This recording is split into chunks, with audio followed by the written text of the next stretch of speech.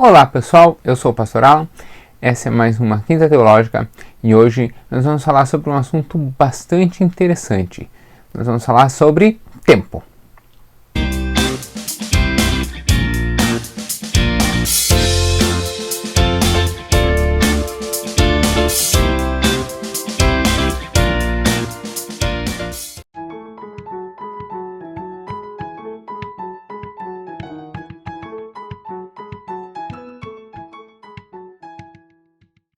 Toda quinta nós paramos para pensar a respeito de algum tema. Nas últimas semanas eu tenho aproveitado esse momento para aprender com a vida de outras pessoas. Por isso você pode acompanhar uma série de conversas que eu tive aqui com pessoas muito legais. Isso não parou. Eu apenas dei uma pequena pausa, tive algum probleminha técnico de gravação, então nós tivemos uma pequenina pausa, mas outras conversas tão interessantes quanto virão. Mas é preciso, às vezes, parar um tempinho e repensar algumas coisas. Eu estava preparando uma aula da faculdade esses dias e pensando no tempo que eu levei para a preparação dessa aula. Era uma aula de 40 minutos e eu percebi que eu levei quase 4 horas para preparar toda a aula, ler o que era preciso e preparar uma série de atividades que essa aula iria desencadear. E aí eu fiquei fazendo a conta, poxa, 4 horas para 40 minutos só com um aluno, né? Que diferença gritante de tempo é essa? E aí, então parei para refletir sobre isso e aí ao meu coração surgiu a questão do tempo. O tempo bíblico é uma questão muito interessante e a ideia hoje é nós percorrermos uma série de questões a respeito do tempo. Tempo é uma ferramenta de trabalho de Deus. Deus utiliza o tempo no seu projeto, Deus utiliza o tempo na realização da sua vontade e Deus utiliza o tempo na concretização do seu reino. Por isso, entender o que é o tempo, especialmente dentro do coração de Deus, é essencial para a nossa caminhada. Você está vendo a hora que eu estou gravando aqui, eu terminei as atividades do dia hoje, então estou começando a gravar nesse tempo. E aí nós vamos então acompanhar, primeiro de tudo, entender se o tempo é realmente importante. Bom, diante disso, eu queria lembrar vocês de um texto precioso que está no Salmo 90. Né? Talvez você já tenha pensado, inclusive, nesse salmo quando eu comecei a falar de tempo. Por quê? Porque o Salmo 90 ele vai nos dar uma noção bem interessante, não apenas de tempo, mas do que seria o tempo no coração de Deus. Então, o Salmo 90 vai dizer assim: Senhor, Tu tens sido o nosso refúgio de geração em geração. Versículo 1. Já parei aqui no versículo 1. Geração em geração é uma forma de marcação de tempo. Né? Então, de tempos em tempos, a cada geração, Deus tem sido e permanecido sendo o refúgio da nação. Também continua. Antes que os montes nascessem, ou que formaste a terra e o mundo, sim, de eternidade em eternidade, Tu és Deus. Olha que precioso, né? Ele está dizendo assim, antes de haver qualquer sinal de tempo, ainda antes disso, Deus já era Deus, ou seja, a essência de Deus já estava composta. Isso significa que Deus não está adstrito. Olha que palavrinha bonitinha essa, né? Deus não está adstrito, Deus não está restrito. O tempo não segura Deus. Eu vou mostrar isso fisicamente daqui a pouquinho. Deus não está preso ao tempo. Deus não está restrito. Não há empecilhos com relação ao tempo quando nós estamos falando do atuar de Deus. Por quê? Porque de eternidade em eternidade ele vive e antes de haver qualquer outras coisas, ele já era Deus. E aí ele vai continuar, né? Dizendo que tu reduzes ao homem a destruição e dizes, vou ver filhos do homem, porque 1000 anos Olha que legal isso, versículo 4. Porque 1000 anos são aos teus olhos como um dia, como o dia de ontem, que passou, e como vigília da noite. Ou seja, passar 1000 anos para Deus é como se fosse ontem. Pois é, passou. Olha só, quanto tempo deu? 1000 anos. Caramba, tudo isso. Deus não está adstrito ao tempo, né? Então, o passar dos anos não incomoda Deus, não muda a sua essência, não muda o tempo para Deus, né? Então, o que ele está dizendo aqui é assim, que 1000 anos não é um longo tempo, não é tempo... não é um tempo que vai ferir a Deus. E aí ele continua falando que como uma corrente d'água, são como tu leva como corrente d'água, são como um sono, né? Como algo que se desfaz facilmente, como sono. E aí ele vai contando, vai falando uma série de atos. A duração, e aí ele vai para o versículo 10. A duração da nossa vida é de 70 anos. E se alguns, pela robustez, chegarem a 80, o melhor deles é canseira, enfado, pois passa rapidamente e nós voamos. O que ele está dizendo aqui é que o homem, aqui ele usou 70, né, mas é uma ideia mais ou menos assim. Hoje nós já avançamos na medicina, hoje nós já avançamos na questão da nutrição, da alimentação, dos cuidados. Então, chegar aos 70 hoje é praxe, né, já é bem mais tranquilo. Mas a ideia é que nós chegamos a uma determinada época da vida em que a nossa essência muda, em que nós já estamos cansados, em que nós já estamos fadigados, em que nós já mudamos uma série de prioridades, em que uma série de coisas mudam na nossa vida, em que o tempo para nós é algo extremamente difícil de lidar, né? O tempo se apresenta quase como um inimigo do homem, porque vai lhe retirando as forças, vai lhe retirando as vontades, vai retirando dele os seus planos, né? Aqueles que aconteceram, aqueles que já não aconteceram. Então já não há mais tempo para acontecer. Esses dias eu estava vendo, eu gosto muito de Fórmula 1, e esses dias eu estava vendo a entrevista de um ex-piloto de Fórmula 1, e aí ele falando assim, não, porque meu filho já tem 16 anos e ele gosta muito de corrida, mas ele já está velho demais para se tornar um piloto. 16 anos tem um menino, né? Já está velho demais para se tornar um piloto, né? Um rapaz ou uma moça com 14, 15 anos resolve ser ginasta olímpico. Pode ser ginasta, né? Mas vai ser um ginasta amador pro resto da vida, porque não vai ser um ginasta olímpico. Já passou da idade. Quer ser ginasta olímpico, você tem que começar com 4, 5, estourando 6 anos para você poder chegar a um padrão olímpico. Então o tempo é algo precioso e que às vezes se desfaz muito rápido, né? Um jogador de futebol aos 40 anos está já beirando o fim da carreira. Em compensação, um pastor de 40 anos, né? Um professor universitário de 40 anos, um cirurgião de 40 anos, ele está no ponto alto, né? Ele está ainda, não no ponto alto, mas ele está erguendo ainda a sua carreira, né? Então, o tempo é algo extremamente relativo, mas não passa muito disso, né? Não vai passar muito dos seus 80 e tantos. A ideia aqui é que, passando o tempo, todos nós sentiremos o peso disso. Eu que já sou um velho, então, já sinto muito o peso disso. E aí, o versículo 12 vai ser o versículo-chave da nossa conversa hoje, que diz: ensina-nos a contar os nossos dias, de tal maneira que alcancemos coração sábio.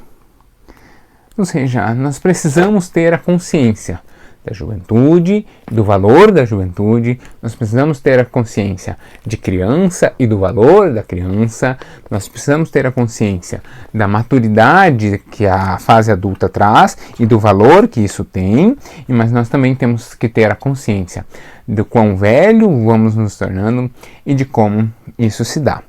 Então, contar os nossos dias é um ato muito mais personalíssimo, é um ato muito mais pessoal de compreender o tempo e de compreender, você notou que eu estou sem relógio, né? Não é à toa.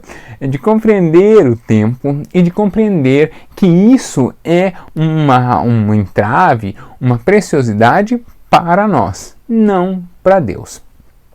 Um outro versículo bem interessante que eu queria lembrar com vocês é Eclesiastes. Acho que não preciso ler, mas basicamente o que Salomão fala lá é que há tempo para todas as coisas. Tempo de plantar, tempo de colher, tempo de agir, tempo de descansar, né? Então, Salomão, ao fim da sua vida, o homem mais sábio que já existiu, ao fim de sua vida, ele para e reflete.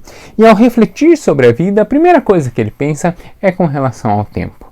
Né? E fala que ele gastou o tempo, ele correu atrás do vento, porque tudo era ilusão, né? Então todos os desejos que ele criou, alimentou e sustentou nesse tempo eram, na verdade, ilusão, eram perda de tempo. Pode ver que nós usamos inclusive essa expressão, né? Perda de tempo é quando algo é inútil, nós estamos perdendo tempo, algo precioso que muitas vezes não temos como retomar. Então o tempo é precioso. E aí o que é tempo então? Então vamos entender o que é tempo. E vamos tentar entender por que Deus não está preso ao tempo? Bom, primeiro nós precisamos entender então o que é o tempo. Tempo é uma variação, legal, né? É uma variação que pode ser medida de várias formas. É sempre uma variação natural, uma variação física natural, né, como eu disse, e ela tem vários processos de medição. Antigamente, então, desde os primórdios da humanidade, desde que o ser humano tem consciência de sua existência, ele marca o tempo, né? Então, o tempo é sempre marcado a partir de questões naturais. Como nós marcamos o tempo hoje através do nosso relógio, será que é? Bom, é uma forma, né? Mas nós vamos chegar lá. Primeiro de tudo, nós precisamos lembrar que tem uma imagem aqui que eu queria compartilhar, que é essa daqui. Então, aqui você consegue ver o movimento da Terra e você consegue ver em relação ao Sol. Então, aqui está o Sol e aqui está toda a circunferência, né, que o movimento é um movimento elíptico que a Terra faz em torno do Sol. E aí a Terra vai fazendo esse movimento em torno do Sol e esse movimento dura 365 dias e em torno de 6 horas e 8 minutos, por isso que nós temos um ano bissexto, né?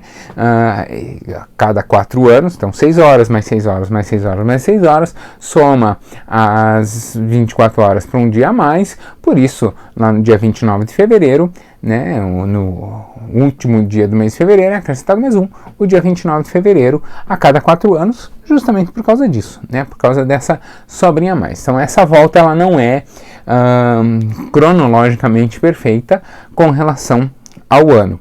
Mas nós temos também um movimento da Terra girando em torno dela mesma. Esse movimento ele determina dias e noites. Movimento de rotação, né? Quando o Sol nasce a leste, se põe a oeste, e aí naturalmente nós pensamos assim. Talvez você pergunte assim, mas professor ou pastor, a Terra não é redonda? A Terra é redonda? A Terra não é plana? Não, desculpa decepcionar você, a Terra não é plana. Né? A Terra é plana? Sim, a Terra é plana. Ai meu Deus, vamos recortar isso, vão dizer o que de mim? A Terra é plana? Sim.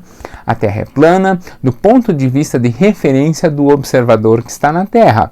Então, quando nós estamos na Terra, naturalmente nós observamos a Terra como sendo uma superfície plana e parece que o Sol caminha sobre a bóveda celeste, né? Então, o céu caminha sobre a curvatura do céu e nós temos a empírica, né, a natural observação de que o Sol então é menor do que a Terra e passa pela Terra. Nós hoje sabemos que não é assim. Isso não fere em absolutamente nada a grandeza de Deus, a criação de Deus, a natureza de Deus. Isso não tem problema nenhum, né? Precisa ser assim para que nós tenhamos ciclos de dia, o nosso relógio biológico é regulado assim, então a nossa vida é regulada assim, as plantas, os animais, né? Tudo que há na Terra, a criação de Deus precisa desse movimento, então tudo isso é bem planejadinho por Deus, tal, mas que empiricamente os primeiros observadores não tinham essa noção. E não tem problema nenhum nisso, a gente consegue ter uma série de comprovações que a Terra não é plana, tal, mas ok. Então, esse movimento do céu, né, é da Terra girando em torno dela mesma. Você pode ver aqui, talvez, agora com a imagem ampliada você vai ver melhor, a Terra girando em torno do seu eixo, o que demora 24 horas, né, é a formação de um dia. Nisso a gente vê a hora do céu surgindo e se pondo. E aí eu vou te perguntar, quando termina e começa um novo dia? Bom, a Bíblia vai me responder e vai dar um padrão. Mas o nosso dia, eu vou voltar lá no meu relógio porque está quase virando, agora você vai entender. Então, daqui 29 minutos vai virar aqui o relógio, né? Agora 28 minutos e 30 segundos, vai virar o relógio para um novo dia. Quando que é? Meia-noite. Né? O nosso dia vira à meia-noite. Por quê? Por convenção. Nós estabelecemos isso e nós fazemos uma convenção de que isso acontecerá assim. Por quê? Porque normalmente é um horário que a maioria das pessoas já está reclusa, descansando nas suas casas, poucas pessoas estão trabalhando e isso nos facilita na hora de fechar calendário, na hora de fechar o dia, né? Até as contas e tal. Nem sempre foi assim. Durante muito tempo, o dia era contado da forma bíblica. Como é a forma bíblica? Porque veja, nós hoje sabemos quando é meia-noite porque nós olhamos no relógio, não é verdade? Se você está sem relógio há um bom tempo e você não consegue calcular muito de cabeça, não, mesmo se você tiver há pouco tempo sem relógio, né, uns 20 minutos, meia hora aí sem relógio, você não consegue dizer com precisão qual é o exato momento em que o dia acaba. Nós não temos, né? É simplesmente escuro. Quando a gente vê a virada de ano, que o pessoal gosta de soltar fogos, tal. Eu odeio fogos, mas tudo bem. Mas o pessoal gosta de soltar fogos na virada do ano e tal, a gente fica nessa, né? Você já notou que tem gente que solta um pouco antes, aí aqui no Brasil ainda a gente tem horário de verão, então tem gente que solta 11 horas, tem gente que solta meia-noite, tem gente que vai soltar só 1 da manhã, né? Então, o pessoal às vezes não sabe calcular o horário de verão, né? Então, às vezes vai soltar 11 horas da noite e solta fogos. Aí, na casa do vizinho, meia-noite solta fogos. Aí, na casa do outro vizinho, 1 da manhã é que eles vão soltar os fogos, né?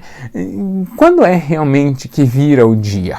Quando realmente começa um novo dia? E no caso do 31 de dezembro para o 1º de janeiro, quando vira o ano? A gente não tem essa natural percepção. É simplesmente noite. Começa a noite, termina a noite, segue sendo noite. É ali que o dia vira. Né? Mas essa é uma convenção moderna, essa é um estabelecimento moderno. Nos tempos bíblicos é diferente. Então, como é um dia segundo a Bíblia?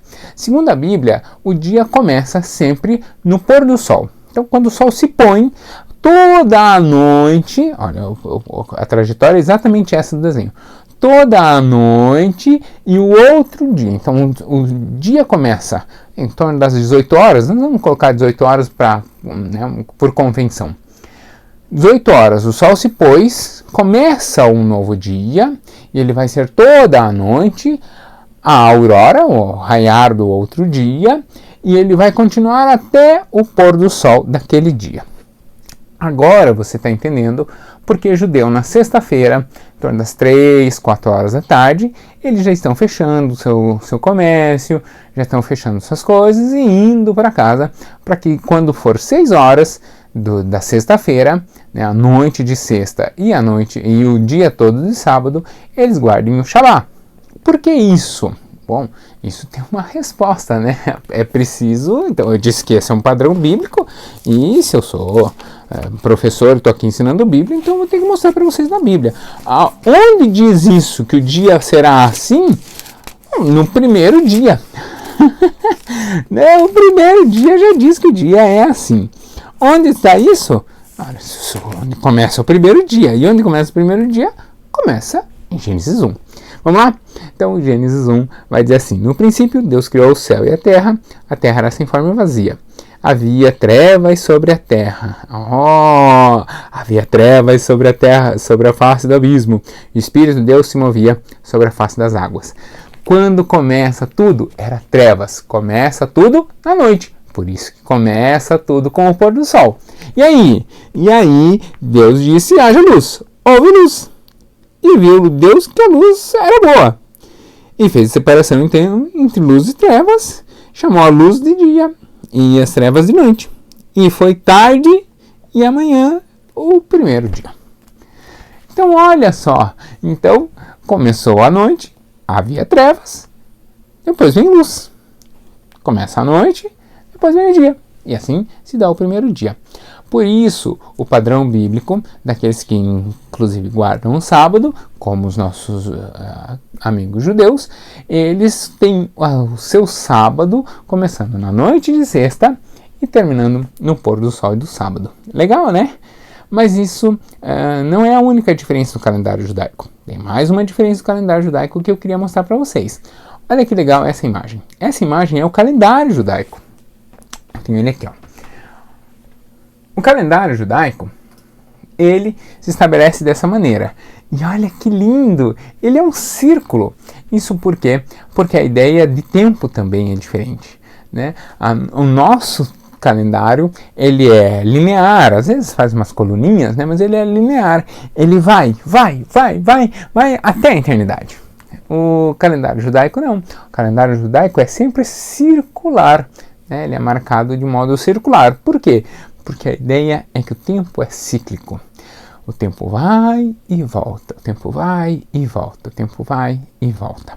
Eu já vou falar mais sobre o calendário judaico, mas isso é a forma com que os judeus percebem o tempo.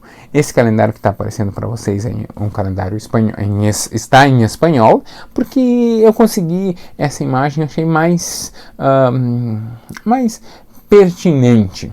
Você pode ver que os meses, no círculo interior estão os meses no nosso calendário, né, no calendário cristão, e por fora estão os meses em judaico. E aí você vai ver que tem um mês que se encaixa ali. Por quê? Porque o calendário judaico ele é estabelecido a partir das semanas. O calendário judaico ele conta, né, já que o padrão bíblico de criação é de uma semana, o judeu baseia o seu calendário nas semanas. Por isso nós dizemos que o calendário judaico é um calendário lunar, né? Como ele marca um ano também, tem gente que diz que ele é heliolunar, né? Hélio de sol, né? Heliolunar, mas o mais correto é dizer que ele é um calendário baseado no ritmo da lua, né? Na sucessão das luas. Quantas semanas nós temos no ano? 52. Mas não é exato 52, né? Então sobram alguns dias e aí a cada pouco nós temos mais um mês. Então esse outro mês que está entrando aqui é um mês que nós temos como, ao invés de ter um ano bissexto, nós temos um mês bissexto.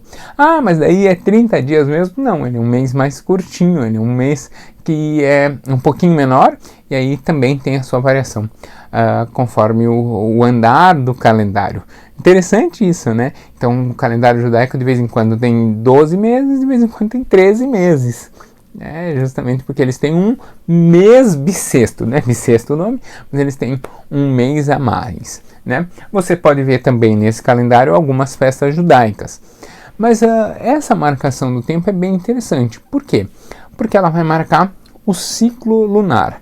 E aí muita gente pergunta assim, mas quando começa efetivamente a semana? A semana começa realmente no domingo? Por que a semana não começa na segunda-feira, já que a nossa semana comum comercial começa na segunda-feira? Bom, quem responde isso, eu já dei a resposta, né? Por quê? Vocês imaginam por quê?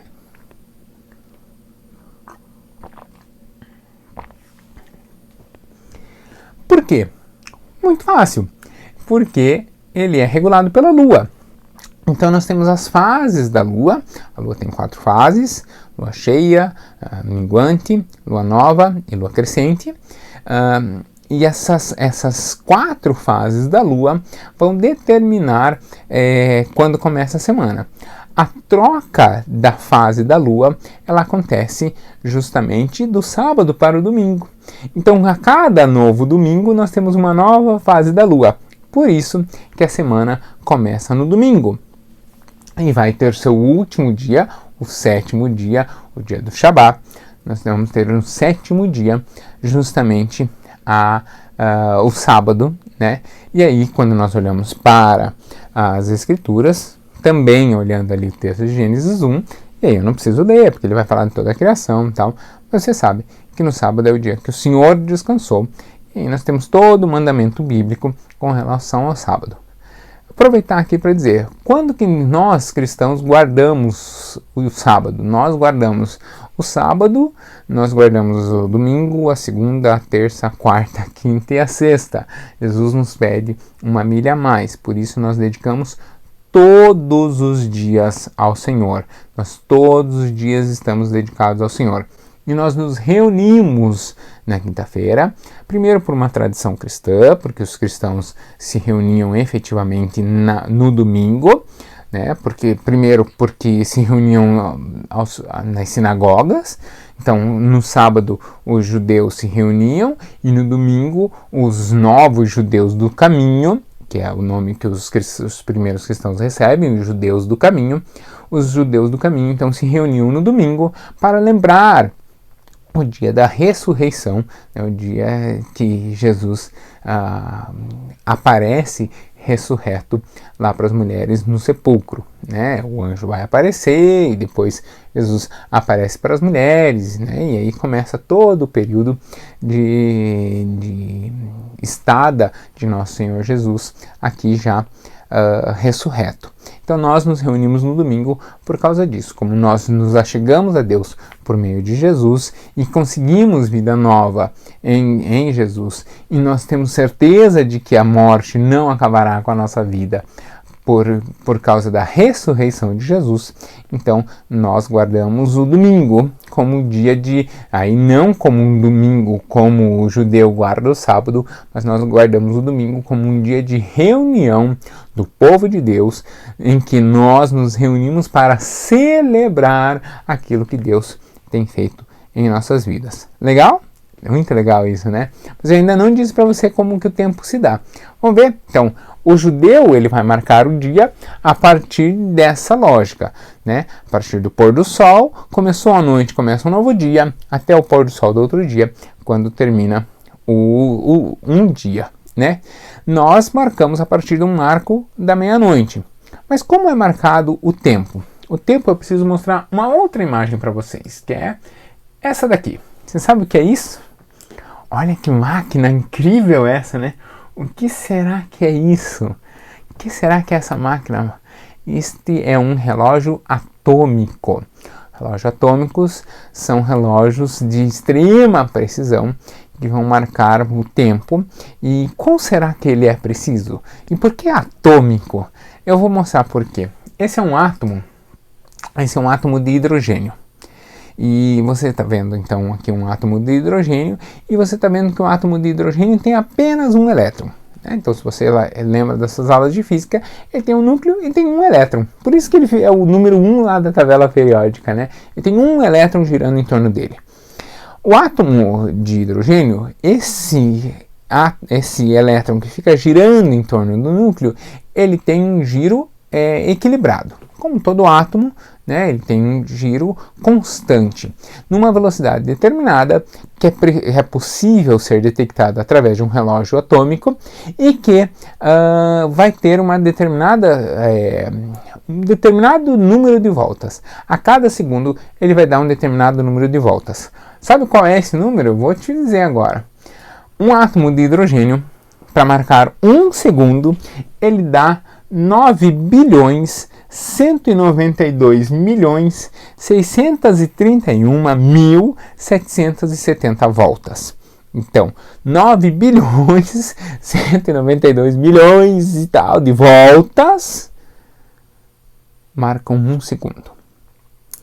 Então contando cada um desses giros, sim, a máquina conta cada um desses giros, e contando cada um desses giros, nós conseguimos determinar quanto é efetivamente 1 segundo.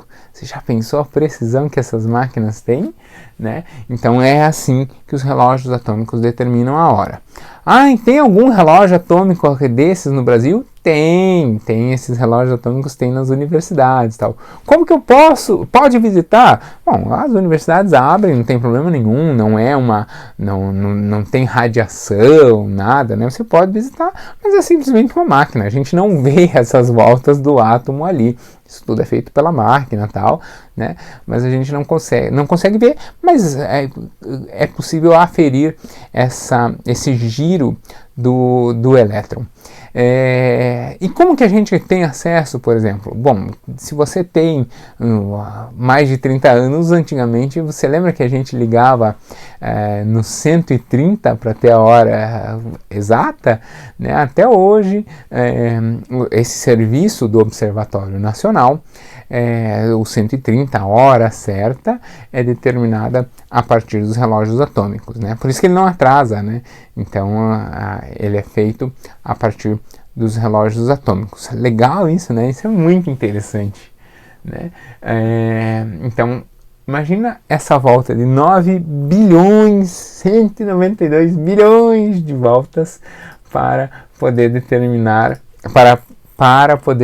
apenas 1 segundo. Então você imagina a velocidade que o átomo atua. Mas aí vem a resposta, mas então o que é o tempo para Deus? Então, um átomo de hidrogênio, os relógios atômicos podem ser através de átomos de hidrogênio, de rádio ou de césio 133, né? 133 porque ele tem 133 elétrons girando ali também. E aí você faz a contagem também, as máquinas fazem essa contagem e tal. Mas aí você vai perguntar assim, tá, mas e como Deus então mede o tempo? Vamos pensar então na natureza de Deus. A Bíblia vai dizer que Deus é espírito. Deus sendo espírito significa que Deus não tem uma massa corpórea, Deus não é composto de átomos, né? Os espíritos não são compostos de átomos, é a nossa parte imaterial. Deus também. Deus não é material. Não significa que não possa se materializar, mas não é material. Deus é espírito, a Bíblia diz que Deus é espírito.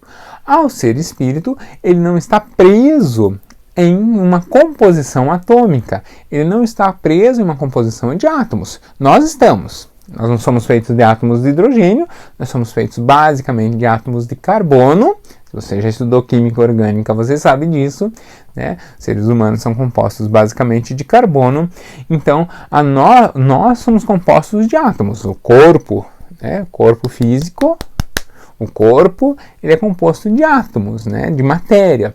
E essa matéria, os nossos elétrons também ficam girando ali, ficam, né, exercendo o seu papel.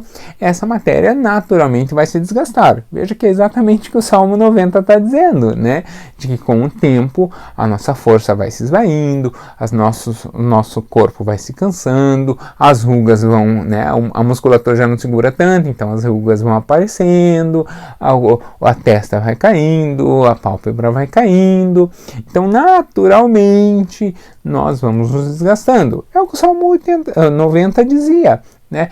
Que nós, ao chegar em determinada idade, nós vamos naturalmente enfraquecendo. Por não ser físico, por ser espírito, Deus não está preso nisso. Aí você vai dizer assim, tá, mas por que então existe a expressão tempo de Deus? Ora, a expressão tempo de Deus existe exatamente por isso.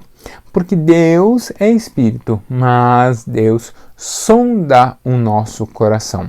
Ao conhecer o nosso coração, Deus sabe que a nossa natureza é limitada. Nós não conseguimos, por exemplo, compreender essa noção de eternidade. Né? Mas se Deus sempre existiu, quem existiu antes de Deus? Não, nada, né? Ninguém existiu antes de Deus. Mas como pode alguém existir sem ter nada antes? Então, mas é que Deus não é físico, né? Para existir algo físico, sim, é preciso existir algo antes. Então, nós somos compostos de matéria que já existia antes. A gente vai se alimentando, vai se recompondo, tal, né? Reciclando a matéria do universo. Nós, no fim das contas, nossa essência, nós somos feitos do pó das estrelas, tal. Tem toda a explicação física para isso. Mas Deus não. Então o tempo de Deus é algo muito diferente, algo do qual Deus não está adstrito. Legal isso, né?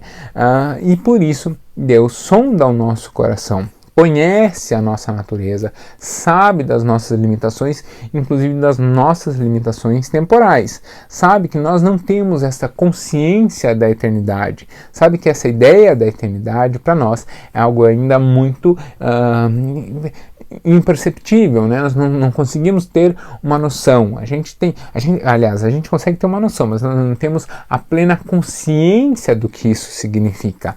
Nós não conseguimos pensar em larguíssimo prazo e perceber que as coisas se desfazem, né? Nós precisamos olhar, por exemplo, para Salomão. Salomão precisou chegar ao fim da vida para olhar para trás, para ter consciência disso.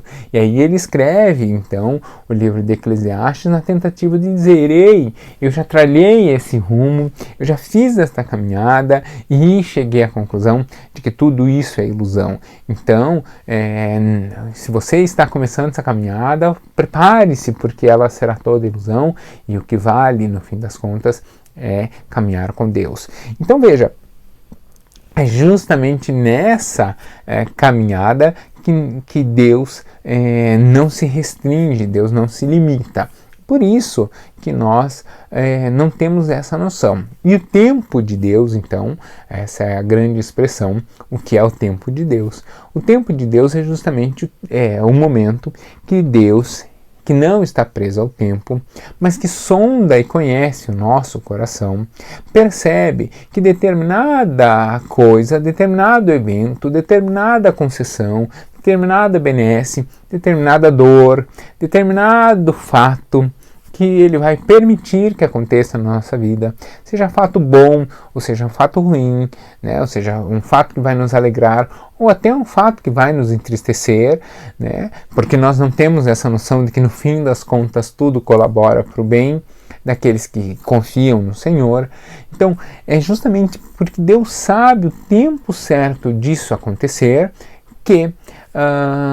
e nós não, que Deus tem na mão o tempo, né? Ele segura na sua mão o tempo.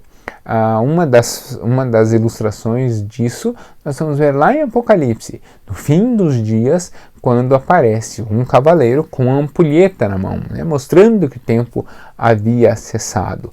Então, essa presilha chamada tempo, essa prisão chamada tempo, Deus não está preso nela. E por isso ele pode manipular o tempo ou os acontecimentos da maneira que, no fim das contas, o melhor aconteça sobre a nossa vida.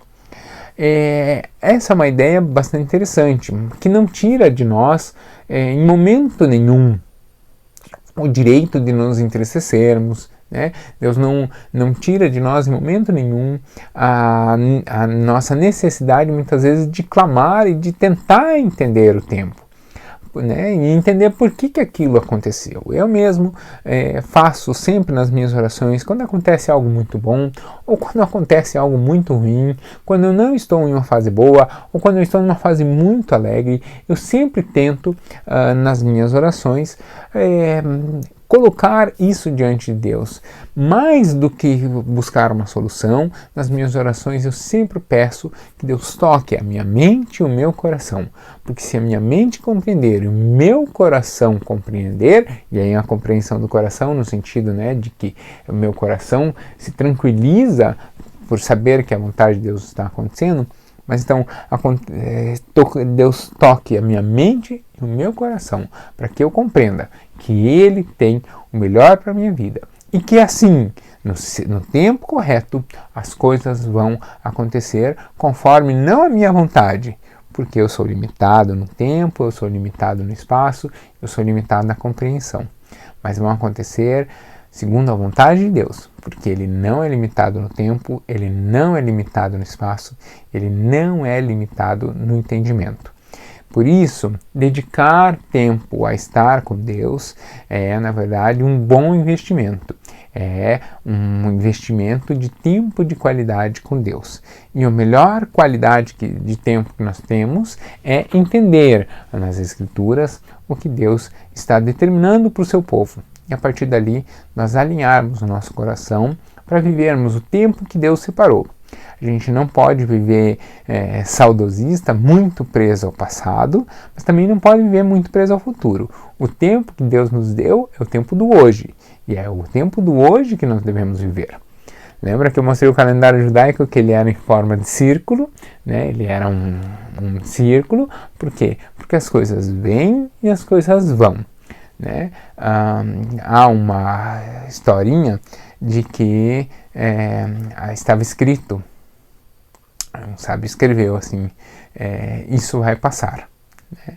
E aí, quando contavam alguma coisa boa para ele, ele apontava para a frase, isso vai passar. Mas quando contava alguma coisa triste, ele também apontava para a frase, isso vai passar. Todas as coisas passarão, a palavra de Deus permanecerá. Então, o que for bom, legal, aproveite o tempo, curte, porque ela vai passar. Mas se algo ruim te acontecer, também aproveite o tempo e tenha certeza de que essas coisas ruins também vão passar. Todos vão passar, nós vamos passar, eu vou passar, vai chegar o meu tempo, vai chegar o tempo que eu vou embora, né? É natural, natural. O Salmo 90 diz isso, né? Quando chegar o tempo, todos nós seremos acometidos da velhice, ninguém vai antes do tempo correto, mesmo nesse tempo que estamos vivendo hoje, com tantas perdas, em todo tempo, Deus manteve e manterá o controle. Queria encerrar hoje tendo um tempinho de oração contigo. Vamos orar? Senhor, eu agradeço pelo tempo em que nós paramos aqui para pensar nessa preciosidade chamada tempo. Assim como o salmista disse, que nós possamos aprender a contar os nossos dias. E que ao fim dos tempos, quando olharmos para trás, nós possamos lembrar como o apóstolo Paulo disse, o meu tempo de batalha já se deu, agora eu guardo a espada, eu guardo a fé e eu tomo agora o tempo de glória com o meu Senhor.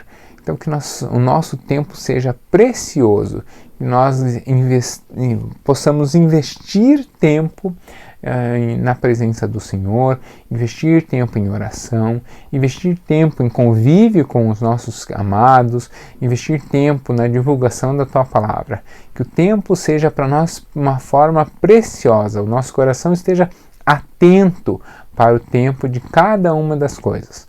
O tempo de nós investirmos em nós mesmos, o tempo de nós investirmos no reino, o tempo de nós servirmos, o tempo de nós nos capacitarmos, o tempo de nós ministrarmos, o tempo de ouvirmos, o tempo de aprendermos, o tempo de ensinar.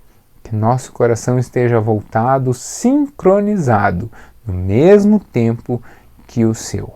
Que nós possamos tranquilamente colocar o nosso tempo e a nossa vida em Tuas mãos, para que o Senhor possa reger a nossa vida e realizar cada um dos seus desejos para conosco no tempo certo.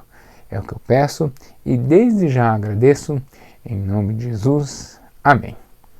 Muito obrigado pelo tempo que você esteve aqui comigo, muito obrigado pelo tempo que você investiu. Eu estou quase terminando antes de virar o dia, né?